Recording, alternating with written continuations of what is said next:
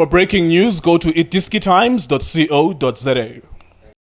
CAF Champions League, ibuyile 2025-2026 season, is losing finalists last season. Mamelodi Sundowns, the 2016 CAF Champions League winners, Mamelodi Sundowns, baphinde baqala ijeni yabo ye-CAF Champions League namhlanje eLoftus Stadium bedlala ke neSaint Eloy Lupopo eyazenzela udumo a couple of weeks ago. Yathi ke ya eliminate the 1995 CAF Champions League winners, 2013 CAF Champions League winners, losing finalists. Last season, semi-finalists, Orlando Pirates yas loser kwi Pyramids. Saint Eloy Lupopo is bethele Orlando Pirates yas bekele indawo kwi CAF Champions League group stages. Namhlanje ke bedlala ke neMamelodi Sundowns i-team yomhlobam. Benza sure ukuthi benza abadume ngazo when it comes to group stages as a CAF Champions League, winning their opening game. I can't even remember the last time they drew their opening game okanye where they lost their opening game. Sundowns doing what they always do best with CAF Champions League. Mhlobam, kunjani? Ngiyaphila sheni njani? I'm okay. Namanye amagama obahlobisa bothi singamarana up. Mama ukhuluma igama amaluzi. Akisho nawe lakho ngiyazwa uthini Mr. Nkill. Uthi singama group stage specialist. Angisho wena. No, kusho yena, angisho wena uyazi ukuthi uma sikhuluma nge-deputy namanje ugcoka i-deputy la i-Arsenal. Wena nje yonke indawo uhamba ngebudeputy. So yeah, ngiya understand the prior. Mhlobam, i-team yakhe iwinile, Mamelodi Sundowns. Beautiful second half. Benzani uthetha no Junior ngokuthi second half it was superb. First half ubona ngathi bengekho impressed kakhulu. Maybe it's because he's saying Eloy Lupopo scored. Mhlawumbe ke xa ujonga i-team njenge Saint Eloy Lupopo, with all due respect to them. They scored one goal. They scored 3 goals against Orlando Pirates. Namhlanje they scored 1 against Sundowns, but they lost the game 3-1. You should be happy with that. But when ubone njani umdlalo namhlanje? Yeah, Shane, ithi ngibulise everyone kumajita Shane. Ithi ngibeke kanje Shane, congratulations kuMamelodi Sundowns. Coach Cardoso, technical team yakhe and the players Shane. But into engifuna ukuyisho Shane. You know why iMamelodi Sundowns ihlala ingama specialist kusho kwa Mr. Nkill kuma group stages. It's because iSundowns uma ungayibheka i-defense yeMamelodi Sundowns iyenza ama silly mistakes. If you are going to play like this ku CAF Champions League, awukwazi ukuyiwina. Singadlala 10 years yonke angeke uyiwine CAF Champions League because awukwazi ukwenza ama mistake la khona uzothi udlala ne team efana nabo Pyramids izokubonisa lento wayibona ku final. Angeke bakuyeke Shane. Wayenza imistake efana nalama mistake esibona ama defense eSundowns inokwayenza bazokuphanisha. Bheka igoal ye Lupopo. Kunala khona ithole ama chance nayo iLupopo, I think awu2. La bengithi izovalela phakathi ngama mistake ye defense yeSundowns. Awukwazi ukwenza ama mistake Shane afana nala ufuna uwin iCAF Champions League. Zama ukurectify lezi zinto esifana because at the end of the day you're going to blame the coach. You're going to blame the technical team ukuthi into abayenzayo bayazi. Bheka the way iSundowns first half ku final third iyenza ngakhona Shane. Ikorile iLupopo umdlali ofana no nale number 40. Yes. Ukorile but mongathi uyayibheka lento le. The mistake enzwa iMamelodi Sundowns Shane. Mina I thought uCupido uzoyipressa le yatsotsi ukuthi inga deliver cross. You understand? Because if you allow a cross si lose the shape, asazi ubani wenza run eboxini. Nabo abantu abakhona eboxini abakhona ukuphika labantu. Bheka umda ube late kule yatsotsi. You understand? So kulela side ila iSundowns iconsider khona kulela left back. Why consider kulela left back kakhulu Shane? It's because uObre kukhona asinikeza kona offensive. Unlike ngapha kuSailor. uSailor akusilula lose ball position because uma siya phambili. Yes, goal number 2. I think kuSailor I think it's goal number 2, goal number 3. I mean yes, goal number 3. Ube khona I think ku secondary assist if ngenzi put. So kusho kona ukuthi the more ungalose iball esayidini lakho akusilula ukuthi banga attacker because uzoba nesikhathi sokwenzani sokubuya uyolo uyo cover uyo defend, you understand? But if uzoyiluza ibhola njengo Aubrey, already uma uyiluza i-opponent yazi ukuthi lo muntu oluza le bhola kune space la suka khona, kumele sisebenzise leso space. That is why always Aubrey kuzoba na linking because offensive usinikeza something kule defense ye-Sundowns uma ungabheka. Okay, uSailor ukeep iball position uma attacker, ngiyasho amabhola umaza njengoba besikhuluma sinama legend ukuthi sometimes kuba nomuntu oza kumdlalo ofana nobani noSailor ukuthi okay uye ozomela ukuthi adlalise lamajita eboxini because uSailor mangabheka unama box entries amancane.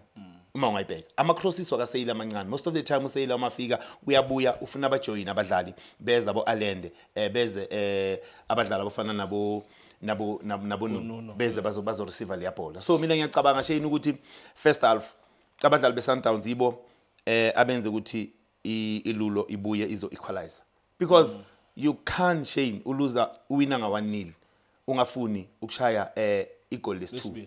Siyalidinga lela goal. Sidinga insurance goal ukuze ukuthi sikwazi ukudlala the way sifuna ukudlala ngakhona. But Mamelodi Sundowns players mabafika ku final third balike composure Shane. Uma ungabheka umdlalo ofana no Matthews uyawathola lamathuba but akakwazi ukuconvert lama chances. So bekunzima, you know, give credit to Kados, you know, to break I team edlala low block ukwazi ukuthola ama chances amaningi njengalawo. Ngibona ngathi into enhle Shane because it's difficult sometimes ukuthi ubreak I team efana nale because uma ungabheka iSundowns beyithola leso space ncane uma ngabe bavulile ngasemuva bafuna mhlambe ukuphusha kancane lesa space lesi uma ngabheka goal number 1 basebenzisile and the lack of concentration kule team because beyibheka distance between defense no goalkeeper. But uyabona ukuthi ubuhlangane benze iMamelodi Sundowns ukuthi okay njengoba bagcwele badlala lo block guys asidlale isidlale sazi ukuthi I chance esithola isithatha ibhola ikhumbula iCBD beyinokudlala ngalendlela if ukhumbula kahle ukuthi if badlala lo block le chance abazosinikeza yona let's punish them because angeke sikwazi ukuba breaka kuma pockets asinabo labo badlala ukudlala kuma pockets. Sibonile second half iSundowns ibuya izofuna ukudlala la phakathi kulama pockets la khona sibone uma abo Nuno ba connecta nabadlali abafana nabo Allende. uAllende umbonile ukuthi second half yila iSundowns yenza ukuthi ikwazi ukuthola lama goal because bese iphushile bese in a rest defense mhlawumbe ngikhuluma ngoCupido nomdlalo ofana noKekana baphusha bani baphusha uAllende baphusha uMkwena ukuthi okay asiphusheni because labantu bahleze move asifuni goal but iSundowns ina le problem mayicethe ukukora ayifuni ukuthi iqhubeke iconvert lama chances ezowathola and kuzoyenza ukuthi egcineni uma ba equalizer sibone ngathi sometimes ucoach udlala defensive why la ngadlala defensive ba lose ama chances lapha phambili ngoba umbona uReyners kunzima for yena ukudlala because sidlala kanjani sidlala sometimes ngama long ball sifuna ukufika ukuthi uma siqeda ukulwina sifika kanjani so uReyners madlala yedwa lapha phambili Shane it's gonna difficult for yena because kumele ukuthi ashilda alinde abantu bafike. But uma ngabe uReyners adlala lapha kule position kumele kube nabadlali abakwazi ukuthi siyokhona ukubreaka lama lines size la kuma pockets sikwazi ukuthi abe involved ku play then sibe ne finishing because uma lapha phambili ulinde izinto ezifana nalezo ukuthi simdlalise mhlawumbe uma ngabe team idlala iphushile kancane ayidlali low block but mayidlali low block kuzoba nzima kuReyners kudinga abadlali abazodlala ama short passes beze kuReyners or else udinga lawo ma crosses afana nabo Sailor ukuthi mabafikile balethe ibhola finish but uma ngabe asitholi space behind the defense kuzoba nzima ukuthi uReyners adlale. That is why namanje umbona kwangathi uReyners akazanga abe effective uma ungabheka because amabhola bekamancane ukuthi afike kuReyners. Why? Because of besifuna ukudlala lawo ma long ball sometimes because uma sidlala lama short passes sidlala ama short passes uma ngabe sinalabadlali abafana nabo abo Allende bafikile baphushile but ngaphandle kwalokho sidlala deep akwazi uReyners ukuthi angadlala. One of your most influential players makers a winner CAF Champions League for Sundowns 2016, Uthemba Zwane. He's been out with the injury, but I've seen pics of him training. Bonakala ngathi he has recovered from the injury. Maybe it's only a matter of time before adlale abuyele back eteamini.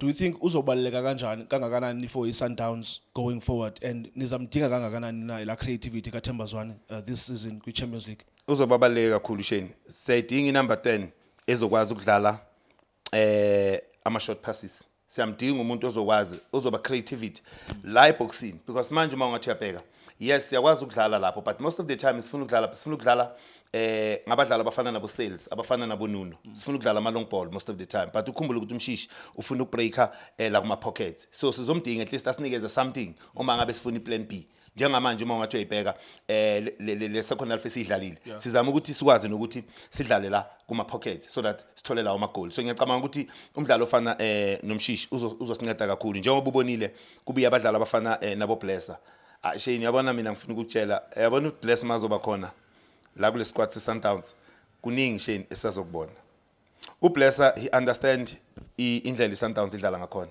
uBlesser unesipiliyoni sale CAF Champions League kudala idlala iCAF Champions League udinga abadlali umbonile ukungena kwakhe ukuthi umanage igame kanjani uyimanage kwabalula Shane akagcina ibhola isikhathi and ungichaza ngento eyi1 uyathena uBlesser uyakwazi ukuthi okay ngiyaskena uma ngabe angiboni umuntu duze kwami then ngiyathena kumele ngidlale forward pass not always ukuthi umanage igame ngokuthi udlala ama back pass no sometimes even if uleader nga2-1 uleader nga3-1 siyawadinga lawo ma forward pass because inetha igcwali Shane so I think kuzosinceda kakhulu njengoba ubuzombuzo ofana nalo Shane but njengoba ngifuna ngena nje kuleli side ngiyanikeza nayo iLupopo Shane the way idlala ngakhona bafuna ukudlala ngendlela iCAF Champions League idlalwa ngakhona bafunile ukuthi ba-absorb ipressure eMamelodi Sundowns bakwazi ukuthi singayibamba kuphi la bathola khona ichance bayakuphanisha ngendlela abomayela abadlala ngakhona la bathola khona ichance kuCAF Champions League bazokuphanisha so bona bazamile ukuthi batholela ichance baphanishe ngendlela idefense eMamelodi Sundowns ngiyibone iphuwa ngakhona kulela goal so ngiyacabanga ukuthi going forward Shane sisazobona mhlambe ukhumbule ukuthi le team efana nale ngiyacabanga kule group esikuyo I think i team week Shane ngifuna ukukutshela I'm not saying njalo i team week kulama team engiwabonile but enye into engizokutshela yona even if kuyi team week but you must give it credit kulabo coach abafana nabo no Cardoso ukuyibheatha because kunalobugulu lobusheni nginokubuzwa ukuthi most of the time uma ngabe ushaya umuntu oweak bazothi ay vele lo muntu beka weak but kufuna umshaye Shane kubonisa ukuthi good hayi ukuthi udlale nomuntu oweak maceda azokunikeza iproblem you understand so mina ngiyacabanga ukuthi sisazobona mhlambe because the second game ngiyacabanga kumele ihambi eAlgeria moseMamelodi Sundowns if ngikhumbula kahle yeah so sisazobona igame Shane la ku CAF Champions League the way ngibona ngakhona mngani wami yeah this coming Friday but ayithusi mhlambe mangabe ubona iSundowns idlala kunala macembu afana nawo aboLupopo mhlambe akukho lokho mhlambe kukwenza Shane nawe ube naloluvalo nje mhlambe ulibonayo mhlambe ngathi uyalizwa mhlambe uma ngabona iSundowns bazidlala noLupopo yini mhlambe wena bokulindele kule game there's nothing ufuna uthini mhlaba no ngiyabuza ukuthi mangabe ubuke le game but Sundowns idlala neLupopo akukho lokho bekufikela enqondweni yakho so nothing nothing okay bathi kuna King Kambala bekadlalela bathini team yaseLimpopo le iBaroka manje bathi kuno King Mukoko asazi ukuthi omunye kuzaba abantu ukhona no bathu bani uthi is number 10 wase we Pyramids nathi basinikeza yena bathi wawuqeda umshado well yazi dawujoga CAF Champions League as I'm wrapping it up because I've just noticed something because the team there's 4 groups which is 4, 8, 12, 16 teams. In the last 10, or even if you can stretch it down to 20 years, 8 teams has won a CAF Champions League. So it's 16 as teams, E4. It's Sundowns, Al Ahly, Esperance, then there's new ones after winning last season, Pyramids. Bonga Banye, JS Kabili, sorry, I forgot to count JS Kabili. They won it back then. But in the last 10, 20 years, there's only been 4 teams as win a CAF Champions League. But asazi mhlambi this year we might see into eqhele kwenzeka ukuthi wina ngobani okanye mhlambi we don't know we're going to have to wait and see but out of 16 teams only 4 teams in the last 10 years as Kaizer Dominators okanye as a winner CAF Champions League it's already Sundowns it's Esperance it's Al Ahly JS Kabili by winner way back then the defending champions iPyramids ubobu yabazi nami ndiyabazi akho umuntu ngabazi yabe South Africa sithi team leyo eyenze imbali last season team za South Africa ibetha kwi semi final yaphinda bethe team za South Africa kwi final into engazange yafana yenzeka but iPyramids if ungayibiza ePitori yaziwa Pyramids if ungayibiza eOrlando yaziwa but ke namhlanje iSundowns against Saint Eloy Lupopo uTubobo iMukoko FC bedlala ke neMamelodi Sundowns lapho ke iSundowns isibethele khona ke iLupopo by 3-1. Thank you so much for watching iDisky TV. Shapunjani bafowethu igama lami uLindo Pep, the best analyst in the country. Please don't forget to subscribe to iDisky TV. Danko. This is Bongane Benedict Villagazi, they call me so. Niyazi bafethu, Amakhosi for life, they are back in winning ways. Please, siyacela ukuthi subscribe Diski TV.